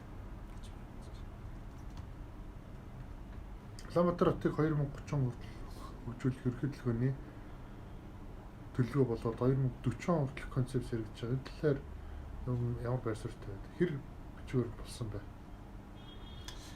Яг үнийг хэлэхэд бол би нарийн тэр процессыг оролцоогүй. Хүнээс сонсохноо 30 оны ерөнхий хөгжлийн чиг хандлагад гарцсан хэдийн хүртэл хөгжөө явцсан учраас цаашдаа энэ юу чинь сөрхий инновац гаргаад хөө хаа гэдэг өөрчлөлт сүртэй юм байхгүй. Тэгэхээр бол 20 оны ерөнхий төлөвлөгөө 30 оны хөгжлийн ерөнхий чиг хандлага гэдэг баримт бичгийн нэг тийм шинжилсэн тэгээд тоонууд л баг өөрчлөлт бол босд баг хэврээ байгаа юм шүү. Төчөөний концепт. Надад тэгэж аал. Би бол тиймэрхүү юм мэдээл зүгээр ам даньсан яриасан ш. Би бол яг үнэхээр хэлэхэд тэр процесс дээр сонирхож оролцоогүй. Яагаад вэ гэхээр 40 он хүртэл бол яг юу болох үнэхээр бид хэлж мэдгүй байна. Тэгэхээр 30 онд хангалттай бидний юмд гаргацсан. Одоогийн байдлаа шүү дээ. 40 эдэн их 80 төгрөгийн хөрөнгө оруулалт шаарддаг болоо. Одооний манай 30 оны төлөвлөгөө чинь 20 оны төлөв 30 оны чиг хандлага чинь. Тэгэхээр 40 онд дахиад тэрийг бараг нугалсан хөрөнгө оруулалт шаардаж асууж байна. Эсвэл тэрийг нэрээр нүлдээгээд ахуй ам нэмж нэмэгдэж байна гэх чинь би одоо яг нарийн тэр мэдээлэл байхгүй. Smart City, Green City гэдэг одоо сүүлийн өгнүүд байгаа өгнүүд City гэж байна. Энэ талаар юу гэж бодож байна? Яг ямар City Smart City гэдэг, яг ямар City Green City гэдэг. Эсвэл нэг улс үндэстэн эсвэл хот болгон өөрсдөө тодорхойлол тэрнийхээ дагуу ийм нэр өгöd байна. Нийтлэг ойлголт байна. Нийтлэг ойлголт байх хэрэгтэй байдаг. Ногоон хот гэж ямар хотыг хэлж байгаа гэхээр эсвэл ухаалаг хот гэж ямар хотыг хэлж байгаа гэхээр байгаль орчиндөө хамгийн нөлөөлөл багтай амьдрахад тав тухтай хүмүүс нь аюулгүй аж аргалтай амьдарч яадаг те. Ерөөсөө тэнд ингээд нэг тийм ерөнхийдөө баруун Европын ялангуяа тэр Швед, Дани гэдэг улсуудын амьдарч байгаа хэв маяг шиг л тэгжил харахад нэг бужигсан юм байдаг гэхдээ тэнд маш том ингээд тогтцоо нэг ажиллаж яадаг те. Ийм хэмжээнд хот хөгжиж яаж жинхэнэ байгаль орчин нөлөөлөл байхгүй төвжирэл байхгүй те. Тээврийнхаа асуудал шийдэгдсэн ингээд ардаас олон машинууд байхгүй шүү дээ. Гэхдээ хүн ам юм байна бол байж байгаа те. Тэгэхээр тийм хотыг л жинхэнэ ухаалаг хот гэж тэрнээс зүгээр нэг үдгийн хотын нэг юмыг ухаалаг аппликейшн ухаалаг утасны аппликейшнээр шийддэг болоо тэр хот ухаалаг болж байгаа юм байна. Тэр бол яг хөтэ зөвхөн нэг жижиг хийсэн байна. Тэрнээс цаана төчнөө олон юм байгаа. Тэрийг хотыг ухаалаг болгохыг дэмжих IT-ийн систем шийдлүүд байдаг үл байдаг. Тэрийг авч хэрэгтэй үл хэрэгтэй. Гэхдээ манай засаг л тэр хүрснө гэдэг асуудал. Тэгэхээр хитрхи нэг юм харж ингэж баригдахгүйгээр асуудлыг том зургаар хараад энэ яг юу юм бэ гэдэг ойлголоо. Бидний ярьдаг 30 онд ийм болно гэдэг нэг тийм бидний үзэл баримтлал байгаа шүү дээ. Монгол улс би тэр онд юугаар нэгдээд өөрийн гаргацсан тэр баримтлж үзэл баримтлал. Тэр үзэл баримтлалын дагуу хөгжөөл тэр хотуудад илүү тийм дид үтцийн хувьд бүх хүн одоо тэгээ боловсон одоо жорлонд бийцдэг иймэрхүү хэмжээнд хүч хэрэгтэй байна. Тэгжээж тэр хот ногоо хот бол. Түүхийн дурсгалт барилга боломжийн талаар юу гэж бодож байна? Түүхийн дурсгалт барилга гэж яг ямар барилгыг хэлэх вэ? Ямар барилгыг хадгалж хамгаалах хэрэгтэй вэ? Одоо ингээл буулгаж байгаа хүмүүсийн барилга дараамд өөр гэж ярьж байна. Тэр яг түүхийн дурсгалт барилга мөн үү биш. Улаанбаатар хотод байгаа хадгалж хамгаалах ёстой ямар барилга байгууламжууд байна? Эрсдэл өндөр байна. 40-50 мянгад чинь маш том түүхийн дурсгал байгаад байгаа юм шүү. 40-50 мянгад гэдэг хороолч нь өөрөө. Орон сууц нь үү? Одоо орон сууц нь өөрөө. Яг нь мэдээж болвол байгалийн музей дөр драмын театрууд те. Дээрээс нь одоо сая нөө хэлэн төстийн музей бас ингээд аюул шүмжлэлт хүрч штэ. Миний хувьд бол эднэрийг хоёр арга байгаа юм л. Нэг нь болохоор барилга нураахгүйгээр хадгалаад тэрийг надад засцалбал хадгалах. Тэр нь үнэхээр хадгалах болцоог бол үнэхээр буулгаад шинээр тэрийгэ бариад барьж байгаа нь магадгүй тэр шийдлээ хадгалсан бай. Яг тэр харахад нэр тийм байна да гэж харах тиймэрхүү байх хэрэгтэй. Одоо чинь амар баясгал нь хийдэг шин тэгж босгосон шүү дээ. Нилээдгүй нурцсан байсан бах тухай үед би тэгж ойлгодог. Одоо бол сайхан янзлаад ингээд хөө очоод гоё болцсон шүү дээ. Тэгэхээр тэр шиг харагдахад бол зөв харагдаж яадаг. Иймэрхүү байдлаар шийдэх хэрэгтэй. Одоо галерей Улаанбаатар галерей хуучин нөгөө хэвлэх үйлдвэр шүү тэр орны хажуудлаа. Тэр их шин бас их тийм шийдвэр хийж байгаа шүү дээ. Хуучин дээр хэв ерөнхий араамыг үлдээгээд тэгээд тэрийг харагдах байдал гоё болгоод тэгээд тавьчихж байгаа юм. Яг хуучны одоо тэр хэвлэх үйлдвэр зүгээр нэг урт гонцгой байшин байсан шүү дээ. Бол тийм ээ. Тэрийг нь илүү гоё болгох худалдаанд болгоод тавьчлаа ч юм бас байж болж байгаа нэг шийдэл байж байгаа байхгүй. Тэр 40-50 мянгатыг магадгүй ижээр хадгалаад байгалийн музейг бас тийж хадгалах болцоо тэгвэл бас байгалийн музей л тэгэхээр бас байж болох байсан та хөрхий тэгээд бас төсөө гэдэг засвар ажилтны тухайд хийгээгүй тэгэл нөгөөх нь дан цавцгал тэгвэл тэгэл арга ятаал заа би музейгээ хаалаа гэж хаасан шүү дээ. Тэгэхээр бол нөгөө засвар ажиллагаа нөгөө бидний нөгөө нэг манай дарга нар нөгөө туу цаашлах дуртай.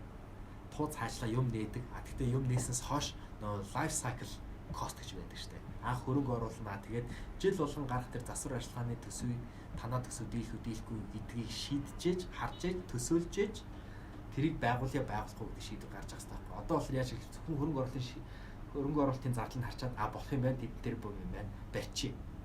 Тэгээд цааш нь болно доо гэдэг ингээд бужинаануудаа бол ингээд хайчиж байгаа. Тэр life cycle тэр бүх одоо засвар ажиллагаа 30-40 жилийн хугацаанд энэ ийм хэмжээний засвар ажиллагаа шаардлагатай байна гэж харсан болвол тэр хүн магадгүй тэ өөр шийдвэр гаргах байсан гэж. Эсвэл төсвүүдээр тэрийг тусгаад явах үүргийг өгдөг ч юм. Эсвэл юм уялдаа холбоотой.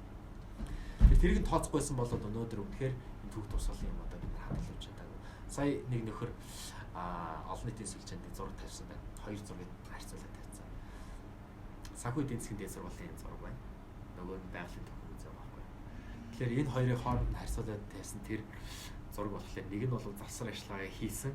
Тэгэхээр тэр хөрөнгө оруулалтыг зөв хийгээд тэр одоо тухайн барилгын амьдралын циклийн хэмжээнд асуудлыг харж шийдсэн байна. Нөгөөх нь бол пад анх байгуулад тэгээд өстой хөрхи нэрийн сайндаа жоохон бодог аваад бутсан байх хөрхи тэгэл бус юм ингээл өөрийнх нь нуруу дээр явж байгаа. Тэгэхээр энэ засаглалын асуудал.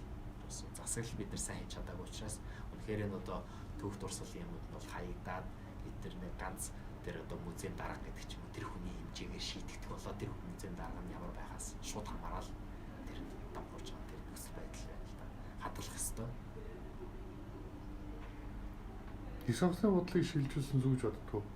Цайны үед одоо байшинлын үед бол нэлээд зайтай байдаг тийм. За шинэ хосны буудлыг дагсан 100,000 хүнтэй IRC-тэй төлөвлөн гэж ярьдаг. За заримдаа сүүлийн тодруулахаар 60,000 ч гэлөө хүнтэй болсон ч 30,000 60,000 багасгасан юм ч тийм. Энэ өчтөн үнэтэй онгоцны хүртэл нийтийн тээврийг одоо хэн шийдэх вэ? Ер нь тийш нь хүлгэсэн одоо зүгээр зөв гэж боддгоо буруу.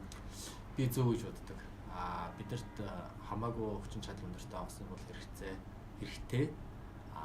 Тэгээд тийшээгээ чөлөөтэй зорчих боломжийг нь бүх тээврийн төрлөөр нь хангах хэвээр таксинд явах хэвээр, автобусанд явах хэвээр, автобус нь бүр экспресс тийм те. Тийм одоо баранд бол баранд явахтай одоо ямар ч одоо хотод Бээжинд шаттл бас гэж явж байгаа байхгүй. Тэгэхээр тийм автобусууд нь явж явах хэвээр, хотын төв рүүгээ шууд холбож өгөх хэвээр. Дээрээс нь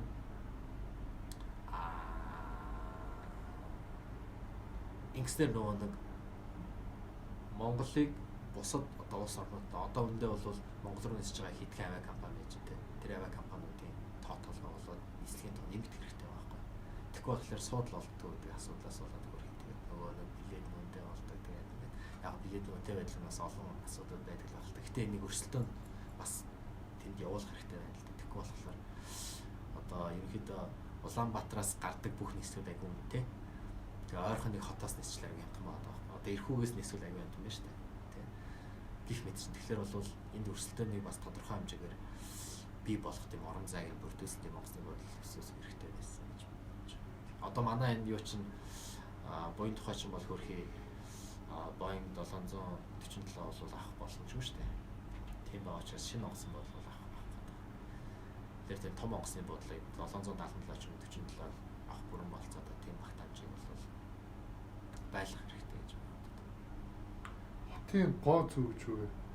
Улаанбаатарын гоо зүйн бодлого төлөвлөлт замаагт алдагдсан гэж ярих байна. Яг хэлсгэл гэжээс ч хэлж байна.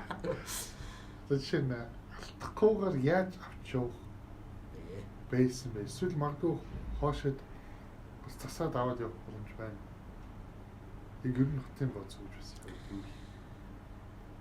Хэрвээ бид нар хотынхон гооцод анхаарах юм бол тодорхой хэмжээгээр одоо юу гэх юм бэ? Яг хэлж мэдэхгүй байна. Одоо энэ стажинка одоо референдум гэдэг юм юу гэдэг олон нийтийн санал асуулгаар шийдэх хэрэгтэй байдаг багтаа одоо яг ууртай төр болвол төмөр нөрөө үзүүлээд энэ одоо зөвшөөрлөгөө баригдсан ond юу гэдэг юм болохгүй байгаа энэ одоо гарцыг хаасч гэдэг ч юм уу ийм байрлалуудыг бүгдийг нураагаад одоо тэнгуут нөө барилгаас нөхдөд энэ одоо гэж хэлэх байх л та. Гэхдээ буруу хөрөнгө оруулалт хийсэн байхгүй да тэр. Тийм байгаа зү. Ягаад тэнд барьж болохгүй гэдэг одоо шон сүлжээн дээр тэр барилга баригдах хэрэгтэй. Анх тэгэхээр магадгүй тэрийг одоо жоохон хүчилж байгаа л барьсан байгаа байхгүй зохицуултыг хийгээл. Тэгэхээр тэрнээс нь болоод гоо зүгээр хот хогорчж байгаа байхгүй. Тэр aesthetically pleasing гэдэг нэг тийм концепц ойлголт байна л да. Аливаа барилга байгууламж байгуулахдаа та aesthetically pleasing байх нь гоо зүг зүйтэй юм аа гэх. Тэр aesthetic гэдэг нь бол үнэхээр бол алдагдсан байна. Тэрийг буцаас сэргийхэд бол ер нь амаргүй болохгүй байх гэж бодож байна л да. Хэрвээ хий гэх юм бол дүрс хэрэг гэж байна.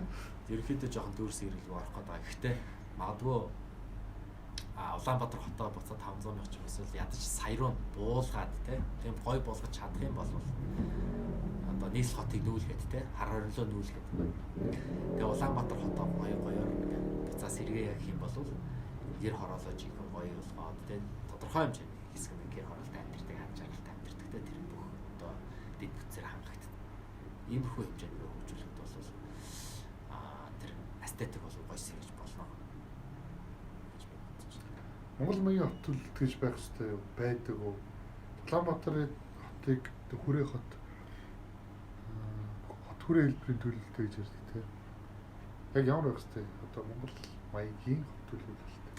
Монгол маягийн хот төлөлт гэдэг яхаар би одоо яг өөрөө архитектор биш болохоор хэлж мэдэхгүй байна. Энэ илүү нөө архитектор тал руугаа урбан дизайн тал руу орчод байгаа байхгүй. Тэгэхээр одоо цэний дээр aesthetic ч гэсэн яг ижил urban design талаас хараад байгаа байхгүй. Хот төлөлт гэдэг чинь нөгөө илүү бодлогын стратегийн тэр баримт бичиг боловсруулдаг зураг зурдаг. Баримт бичиг өсөг үгтэй зурладаг ажил байх ёстой. Яг баруун тэгж явдаг. Одоо миний сурсан школ шүү дээ. Urban designer, архитектор гэдэг хүн болохоор жинхэнэ нөгөө барилгын гоо зүй тэр одоо юунуудыг бүгдийг анхаарч ажиллаж байгаа байхгүй. Тэгэхээр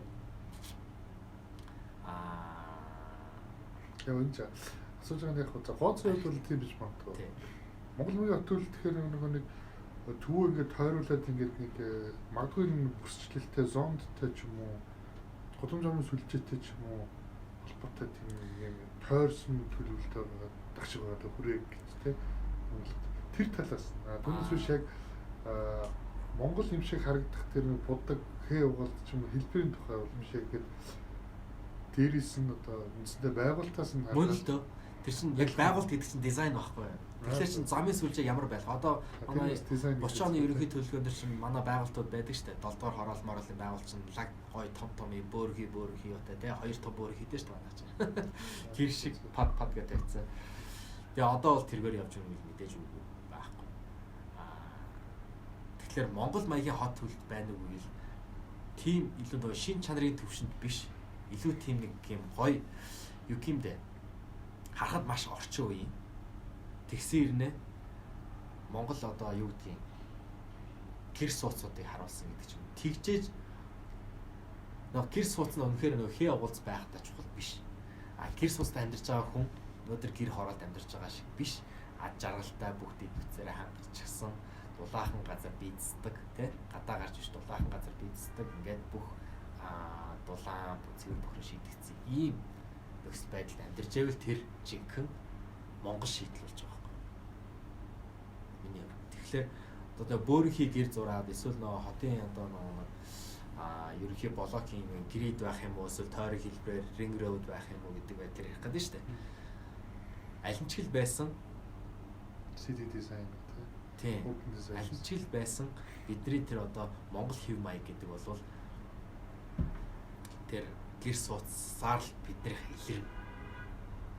Тэгэхгүй тэгээ одоо нэг байшин гэж одоо юу гэдгийг бөөрийнхий өндөг шиг барья гэдэг юм уу яа. Гүгэн хайн үзээ шиг барьна гэх юм бол жоохон одоо хоцрогчод байна шүү дээ. Тэр бол зөвхөн шин чанарын хэмжээнд явах гэдэг байна. Тэгэхээр нэг тийм арай нэг дараагийн гүг үнцгийл юм орвол илүү тийм Монгол төлөлтийн зөв ухтан гарах байх л та. Гадаадын иргэн байгууллагаар хот тосгоны хөгжлийн ерөнхийлөгөө янз бүрийн бодлогын битүүгээр боловсруулах багийг ажиллуулж байна. Энэ юу зөв үү? Монгол хүн Монголоо төлөвлөх гэсэн юм шүү. Гадаадын иргэд ирээд яг төлөвлөж чадчихна уу? Ийм байгаад байгаа. Ямар пропорцоор ажиллах нь зөв бэ? Үгүй яа, наа чинь бас нэг юм бол орчод байна л да. Бид нар өөрсдөө гадныхан шиг сайн төлөвлөх болсон чинь бэлтгэж чадсан бол үгүй байгаа байхгүй.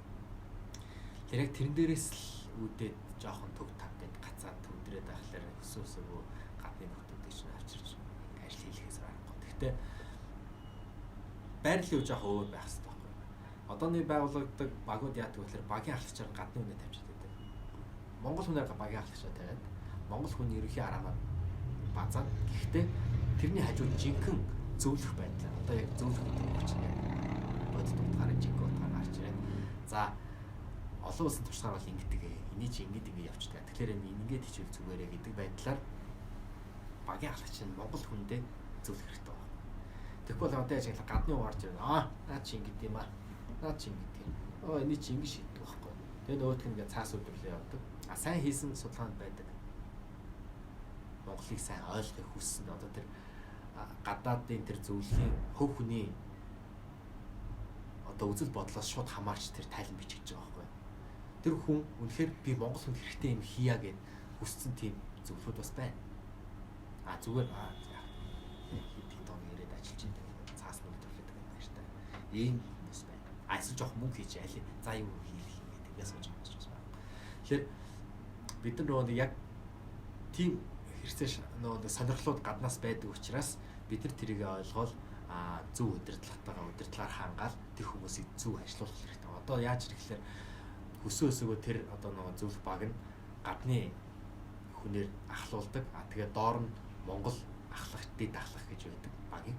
Тэгэнгүүтээ тэр гадны хүн нөгөө нэг төслийг хэрэгжүүлж байгаа төрийн байгууллагын нэг одоо газрын дарга гэдэг эсвэл хэлцээний дарга эсвэл нэг засаг дарга гэдэг ч юм хүмүүстэй шууд ажиллах шаардлага гардаг. Тэгэхээр нөгөө бас гүйцэд ойлголцдог.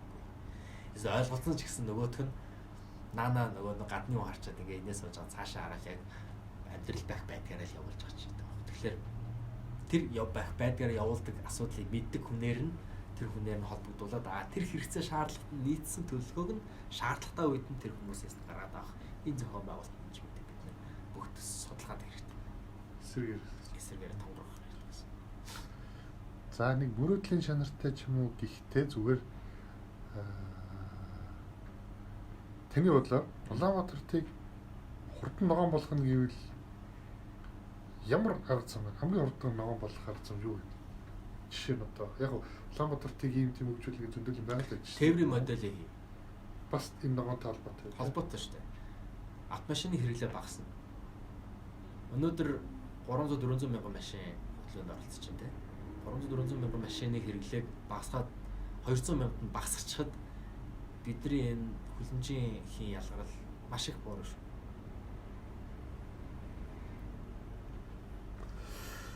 За гамшигын эрсдлийн бодлого гэж юу? Улаанбаатарын эрсдлийн бодлого хэр оновчтой байна? Иргэн үеийн хувьд гамшиг бол яаж шийдэж байна? Гамшиг биш те. Гамшиг байвал Жохон эзэнгүй байж байгаа сүүл бас жохон эзэн ороод байгаа юм шиг байна. Яа тэлэр жохон гамшигын үеийн дасгал сургалт хийдэг болсон байна. Энд тийм нөө дохой хангинаад сайн дасгал сургалт хийсэн бужиглаа штэ. Мууцаач хийчихэж байгаа байхгүй. Хийх нь чухал. Хийгээд үтцсэн гэдэг чинь маш чухал юм болж байгаа байхгүй. Тэгэхээр тухайн үед ингэж мөнгөнжсэн юм чинь одоо энийг ингэж язлах хэрэгтэй дараагийн хэмжээний юм байна. Тэгэхээр манайх бол бүр одоо стажинхэн ямар ч эзгүй байсан юу бол тэрийг тодорхой хэмжээгээр бас санаа зовоод бас олон нийтэд нээлттэйгээр хийдэг болж байгаа юм бол яг социализмын үед бүр өөр төрөнд хийдэг гэсэн байж магадгүй. Тэр нөгөө нэг сая ороо бусгаа нэг хэсэг үед алдаж байгаа одоо жоохон сэргэж эхэлж байгаа болов уу гэж би бодож байна. Тэгэхээр яг гамшиг тулгах юм бол яах вэ гэхээр одоо хийж мэдэх лааш үдэн зэдэлтэй ширээнд ороо суугаа яах вэ гэдэг. Тухайн үед мэдэхгүй байна. Хэлж мэдэхгүй байна. За энэ ярьцлагад одоо оруулахыг уриалгах хүн юм байна. Тэр талаас нь хөөж Өөр хүн юм байна гэж байна. тий. Туяа хичээл өрөх хэрэгтэй байх та. Тэгээ туяа хичээг сайхан ураад манай хүн маш олон юм яриа да. Тэгээ одоо сая таны хүн зэдэдэн сэдвэр бол яа тэлэр мань хүн чинь туяа хичээлийн ганц давуу тал нь юу гэдэг вэ гэхээр Монгол архитектор хот төлөвлөлт гэж яаж явдгийг мэддэг хүн баруунд очоод сайн судлаад тэгээ эргэж ирээд тэр чиглэлээр бүр ингээд салбарын хэмжээнд одоо их юм дээр нь орцож ажиллаж байгаа юм байхгүй. Тэгэхээр бол баруунд ингэдэг. Бас зүүнд ингэдэг. Дорндод ингэж байна. Өөрөөр хэлбэл Япон, Солонгост ингэж байна. Сингапурт ингэж байна. Америкт ингэж байна. Тэгэхээр энэ бүгдийг харьцуулаад үзэхэд Монголд ингэх ёстой биш үү гэдэг юм ярьдаг юм байна. Тэгэхээр туяа хичээн бол тархинаас нэгээд ухаад бүх юмыг бас яриулах хэрэгтэй. Туяа хичээн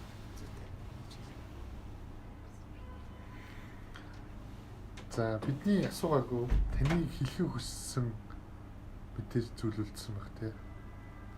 Юу хэлхийг хүсэж байна? Яг асуугаасаа гэж бодсон. Эсвэл анхааруулах гэж байна тий.